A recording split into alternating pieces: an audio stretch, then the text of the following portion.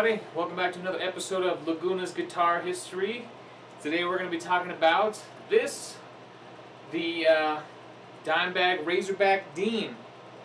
Obviously I've got the red, the red color. They come in yellow and I think green as well. But I went for the red. So back when I got this guitar, I had a little bit of money and I was like, I want to get a new guitar, I want to get something cool, and I wanted an upgrade. Now my previous main guitar in front of this was the Green Dean, which you've seen the guitar history episode on. If not, I'll link it in the description.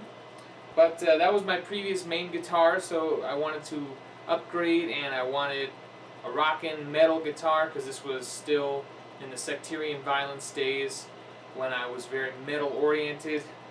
And I'm a Dimebag Darrell fan, but I've never been a hardcore Pantera Dimebag fan. I've always been kind of a casual fan. So I didn't buy it because it was a Dimebag guitar. I bought it because it was red and black, and it looked fucking awesome.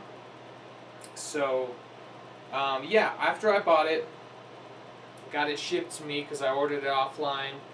And I busted it out and I played it, and I bought it used. The guy said that he had hardly played it, had spent most of its life in a case, and the sad truth about its existence in my possession is it's about the same thing. It spent most of its life in the case. If you followed me for a while, you'll realize that you probably haven't seen me play this guitar very much live. And that's just because, well, there are issues that I have with it, and it doesn't mean I don't love the guitar, but it just means it doesn't work for me live. And the Floyd Rose is cool, but I'm not good at setting it up. I know that that's 100% user error, but I'm just not good at setting it up. Thusly, I've never gotten this guitar's full potential out of it. It sounds great. It's got super low action. It's got a nice loose action, which I like. Strings are easy to bend. The neck is a V profile, which is strange. I'm not really used to that, but it's not too bad. It's super light, crazy light, and it's just got a ridiculously metal sound because of this Seymour Duncan dimebucker it's got here in the bridge position. I'm not sure what this one here is in the neck position, but I don't really use the neck position on this one anyway. So yeah, I got it, and it looked awesome, and it sounds great. It plays nice, but ultimately, I just couldn't get it set up to where it was reliable enough to play shows. It's got the little, if you're familiar with the Floyd Rose, get your little micro tuners down here, and I couldn't get it set up in a stable enough tuning to where I wasn't constantly trying to tune it with these, like almost completely. Like I'd hit my tuner after a song, and my E had significantly dropped, and I'd have to really crank this down to get it back up, and after a while it just felt ridiculous because the whole concept of the Floyd Rose with the locking nut is that it's supposed to stay in tune and just be awesome. You're supposed to be able to do those Dimebag bends and just beat the shit out of it and it'll stay in tune. Like I said, I know it's user error, but I just personally never was able to get it to a point where I could play it live and depend on it.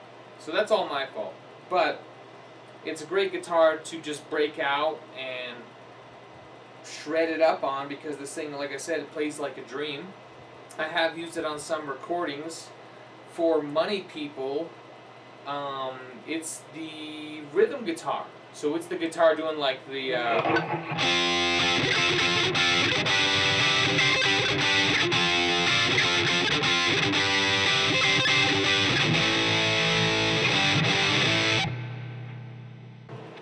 all that kind of stuff on Money People was done with this guitar. So it is on the Plugs Out CD. I may have used it for something else on Plugs Out.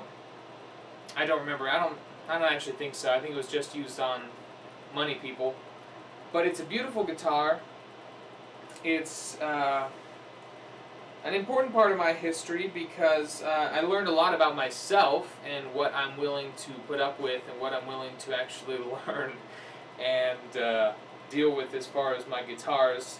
This is kind of where I realized I'm kind of a simpler player. If I had if I was some rich famous guy and I had a guitar tech to just set this thing up for me and it was cherry every time, there's no reason I wouldn't use this. But since it's me and I'm having to set it up and I'm frankly not that good at it, I don't use it live.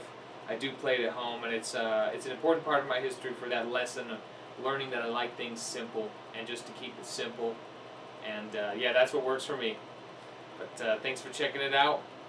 I'm going to show you what this guitar sounds like, give you a little taste.